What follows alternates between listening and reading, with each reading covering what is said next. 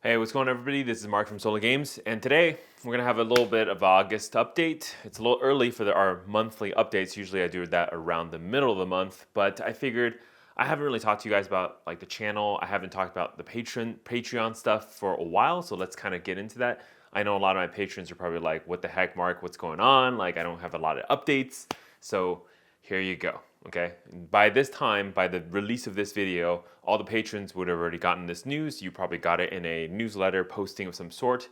There's that. Okay, so first and foremost, I want to say just basically what's happening is that the last month I've been looking at kind of like the channel, kind of like the things I've been doing. I've been really busy playing Grand Archive, actually, just being a tournament grinder, getting all sweaty and getting good at the game. Actually, I think last month I've been spending a lot of times getting really bad at the game.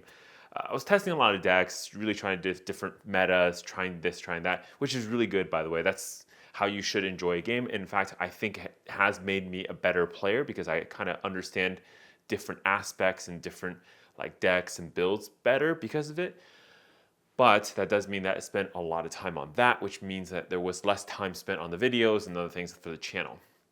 Now, I do still think, though, some of the videos I did this month were a little bit better quality because I've started to think that I should do less videos but more higher quality ones. So expect more of those. I know a lot of you guys really enjoyed the Grand Archive interview, some of those like more produced videos. I think that's, really appreciated by a lot of people. Now, I know there are other people who are always just looking for me to get on a camera, talk about something podcast style, you guys to listen to me in the car or whatever. I totally get it. So we have to make everybody happy, which means no one's happy. I'm just kidding. All right. I'm just going to do what I want to do. This is how the channel works, okay? So if I decide this week I'm going to talk more on the camera, that's what's going to happen. If I decide this week we're going to get a little more serious, get a little more deck tech going on for especially Grand Archive, which I feel like I understand the game a little bit better than Magic at least, then we'll be doing some of those kind of videos too, okay? All right, so there's that for the channel update. But overall, it's going pretty well. A quick market update, just so you understand. Magic's going through a pretty interesting era right now. I think the people who are really wailing out on the game are still spending more money. I mean, as everyone knows by now, Post Malone spent 2.6 million, whatever he actually paid for the ring, for all the stuff. Plus the fan got to meet Posty. That's really cool. I'm really happy that Magic also has major celebrities, superstars, rich people kind of representing in a public manner, because that does help with Magic's image, and it does also help with like everybody kind of seeing the value of this game, right? I know whenever I talk about value, there's like half the comments are like, this is what's making Magic, what's wrong with Magic nowadays? Like everything's so expensive because, the people who are like investing in this card game. I get it. But the other half of my audience knows exactly what I'm talking about, which is, hey, I put money in this game. I enjoy this game. I also kind of don't want my money to kind of go to waste, right? So there's two sides of the coin. So just be respectful, understand that there is a different perspective and that there are people out there who, enjoy the investing and the finance part of Magic the Gathering just as much, if not more, than the playing part of it. It's, it's both relevant, both valid. I wouldn't say one is more valid than another. So kind of understand that too. Okay, so Patron updates, right? At this point, look, we're going to have more products available coming this month, and then we're going to be a little more consistent with the product releases. What I mean by that is basically, look, we're going to keep the line of products consistent. I try to do a couple things where it's like, hey, we're going to do some more like Commander stuff. We're going to do some Flesh and Blood stuff, like Grand Archive plus Magic plus whatever. I even said, hey, would you guys like some Pokemon or whatever? Honestly, I think especially for my current size of the channel, of the people who are kind of following me. By the way, appreciate every single one of my patrons. Thank you guys so much for supporting me. I know a lot of you guys don't even buy products. You're just doing it because you feel, you want to kind of monetarily support the channel. I really appreciate it. Thank you. Thank you. Okay. So I know everybody has like different interests, but really I realized after some introspection that the best way to make my patrons happy is just give consistency both in the product lines, but also the pricing. So going forward, because of, I'm not Alpha Investment, I'm not like one of these bigger channels, whatever. So I really can't run a large shop offering all sorts of products, stuff like that, right? I can definitely give you really nice deals once in a while because, I have a surplus of product or I negotiate a deal here and there, and I share that loot with all of my friends. But that doesn't mean I can consistently offer those kind of like crazy prices on every single product line and like, I don't know, like 30, 40 products down the line that you can order from. So to that end, what we're going to do is most of the major releases for the games I care about, Magic the Gathering, Grand Archive, Flesh and Blood a little bit. I'm still kind of experimenting and see if I want to start offering more and more Flesh and Blood products on the channel. But right now we're going to stick mostly with Magic the Gathering and Grand Archive. There will not be Pokemon, MetaZoo, anything else like that.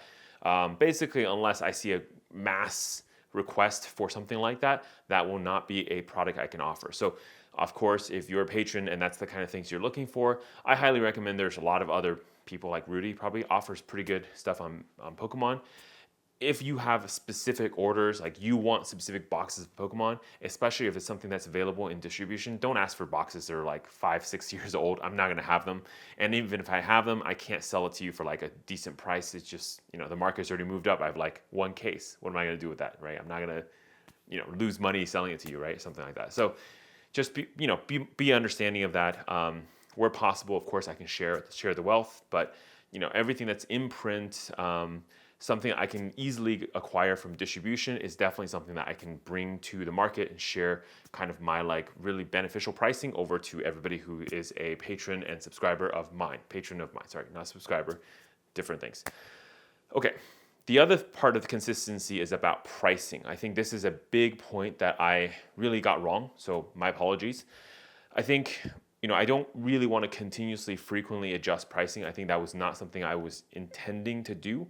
So my apologies to everybody who feels like, Mark is like adjusting to market and all that stuff. I think what I'm going to do going forward is going to be like this, right? We're going to look at the market at the point of release. I'm going to look at what I'm paying for the product, and then I will lock in a price. And basically for all of the stock supply of that shipment, that will be the price. Now, of course, if about a month in, I have to do a reorder, sometimes these pricing also from my distribution, from my sources, because there's multiple distributors, multiple different sources, their prices are all different and they may adjust their pricing. So I can't really help in that, but I will be as transparent as possible to tell you, hey, by the way, the second wave of whatever, Grand Archive, something, Magic the Gathering, whatever, Wilds of Eldraine are going to be a different price than the first wave. Just so you understand, if you want to get in the first wave, buy it now. The second wave will be like this. And I expect the second wave usually, by the way, will stay at that price, right? This is kind of how things work. I think mostly that will work. I think that will give my patrons at least a little bit more stability and understanding of like pricing. So there's not these gigantic swings of like prices for all the products. I hope that makes sense to you. And please let me know, like patrons, if you have any comments, feedback about that, let me know. Direct message me, tell me what you guys think, what you would like to see, if there are any changes. But that's just how it is, okay? And of course, the previous price adjustments mostly were done because honestly, my costs also went up and I had to order more. So I was charging kind of like based on my next order's prices. That's why you saw the fluctuation. I will try to be as much, as clear as possible about like, whenever that happens, let you guys know ahead of time, okay? So the exciting stuff. What's coming up in August? Now, August, we're going to see some crazy releases. In fact, I think along the lines of Magic the Gathering and Grand Archive, we're going to see quite a bit of releases all throughout this year. So the things that, Magic nowadays, I don't stock everything. Like Commander Masters was just something I kind of skipped because I knew the price was going to come down. It's going to really soften. So I didn't want to go lock in a bunch of boxes at a high price. And then I feel bad about either selling it to all my patrons at a high price, the buyer's remorse crap, or if I have to sell lower at a, loss, that's really bad too. So basically, I stepped away from Commander Masters, that product line completely. I didn't buy any set boosters, draft boosters, collector's booster, none of it.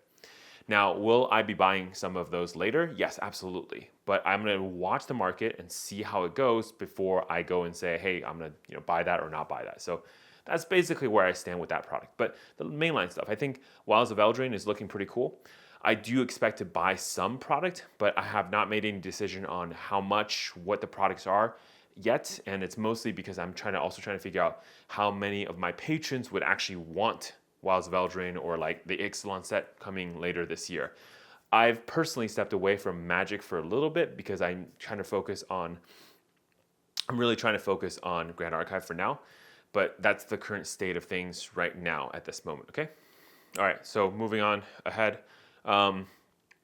August, we're gonna have a big Grand Archive restock. I will have more Dawn of Ash Dawn of Ash booster boxes available. That's the first set of Grand Archive. The pricing should be pretty good. Again, the problem with the Grand Archive right now is that there's so much ambiguity about what the quantity of product I can have. I've made my orders, but it's not always like they can meet it. So like basically how it works in the back end, for those that you guys don't know this, is I would say something like, hey, I want to have, let's say, 12 cases. And then they don't answer me or say anything to me, but at order time, at like whenever they can actually release, distribution looks at their inventory, looks at all the stores ordering and say, okay, your portion is going to be X, whatever that is, right? So that's kind of how that works. But as far as Grand Archive restock goes, I will have some Dawn of Ash booster boxes. I don't know how many, so that's why I can't offer anything to the patrons right now. But once I see those, once I have it in hand, that's when I will say, here's how many I have, and here's the price we're gonna have, and here's how many I can sell to each patron. Again, usually I pick numbers that are kind of reasonable, and so that patrons can buy a decent amount, but also not buy so much that they basically make other people not be able to buy, right? But also more exciting than the Dawn of Ash is that I'm gonna have FTC, Fractured Crown, the expansion set, available as well, the booster boxes. Now, just be aware, the Fractured Crown booster boxes will be smaller. It's a smaller set of cards. I think each pack has less cards too. The price will reflect that as well, but each one of the boxes are smaller. The entire set of cards is only 90 cards. It's not going to be like 400 something like Dawn of Ash was. So just be aware of that. But yes, I will have that available as well come August. Again, end of August, something like that. Early September is probably when I'll have the data for you. Okay, Grand Archive starter decks. So not those Kickstarter starter decks, but the actual starter decks with Lorraine, Sylvie, or Rye. I do want to get some more. I have not locked in quantity. I have no clue what distributors have on hand or don't have on hand. But my kind of thinking right now is that I will have a couple starter decks available as well, right? So I'm looking at potentially getting some of those for the patrons. Part of this reason is because I see in my YouTube comments a lot recently is a lot of people are asking about Grand Archive. I would make a video about Magic and it would be like, hey, I'm also feeling the same things about Magic right now, that it's kind of like not in a good spot. Should I try Grand Archive? And of course, what's the best way for me to introduce people to the game? Hey, guess what? Join the Patreon, take in that $15 tier or whatever, so I can basically pay for shipping, and I'll ship the boxes to you at a very decent price. And feel free, once you're done with that, take yourself off the Patreon. I don't really care. Right now, especially with Grand Archive, my goal is to spread the game as much as possible. I do believe Grand Archive is a great game. I think it has so much potential right now. So I think it just needs more players to play. And I'm telling you right now, like we're about to hit set 2, where all the new cards are going to come in and really change the meta. But I still have an inkling, suspicion that we haven't actually solved Grand Archive Dawn of Ash, the first set, yet. I think there are still some decks that are kind of hidden, and this next weekend, when I go to the regionals in Southern California, I will find out for sure, like, if there are some crazy decks out there that's like a secret tech that we haven't really seen yet. So we'll see. Okay, so last thing about Magic Gathering, also for the patrons. Coming August, I have the Modern Horizons 2 restock on hand. I will have the draft and set boosters, no collector's boosters for Modern Horizons 2. However, basically, this is going to be the final sale. I think distribution is also trying to clear inventory of these things, and then we're going to be moving on to the next whatever set. Just words of caution, what I've discovered, because I've seen the boxes come in already, especially for the set boosters. I noticed that the boxes have a print date of 2021, so like from the original print run. And these boxes are Japan prints. So it's really interesting, right? What this tells me is two things. Number one, Wizard of the Coast definitely overprinted Modern Horizons 2. I think they were very bullish on the product. They really thought it was going to sell way more than probably what it actually sold.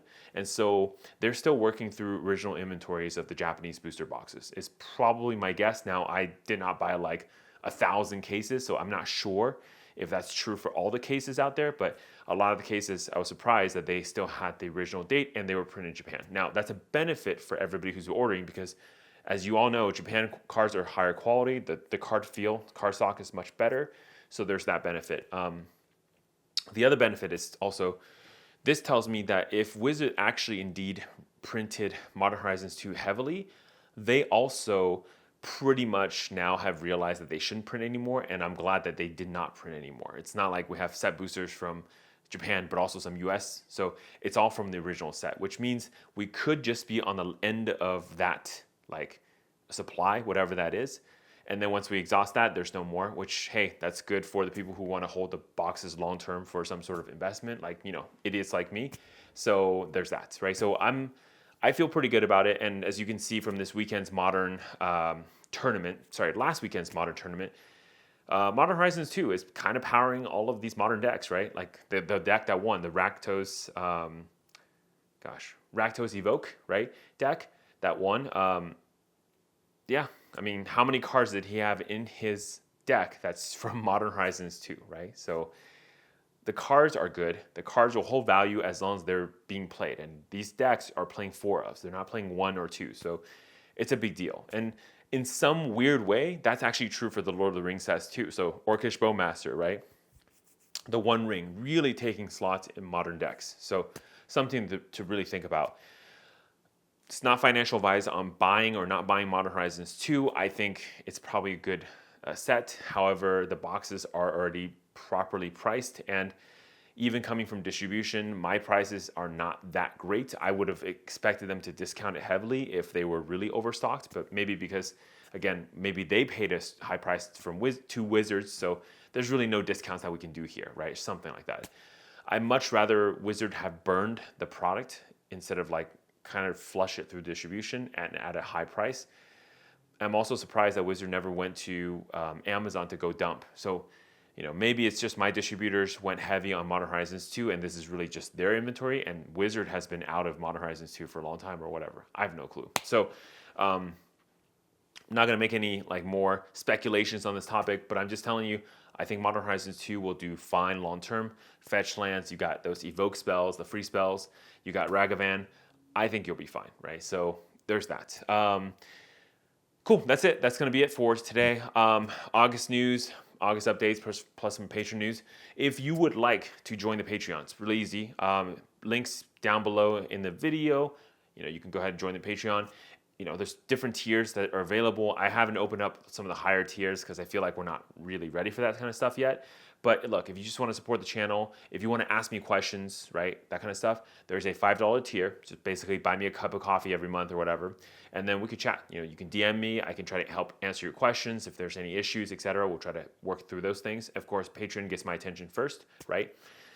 At the $15 tier or the $20 tier, you will be able to purchase products from me, and then that covers the shipping for the month. So all the shipping is already free because you already paid it through the Patreon fee per month, right? So that's going to include shipping, and then whatever price I quote is just going to be that. There's no tax or whatever. It's all already included within the price I quote to my patrons every month. Oh, I forgot. Actually, one thing about also in August, towards the end of the month, maybe beginning of September, there will be a little bit of mystery product. I haven't decided what that's going to be yet, but it should be really cool. I should have a decent amount of supply to help and basically give everyone a chance to go buy it.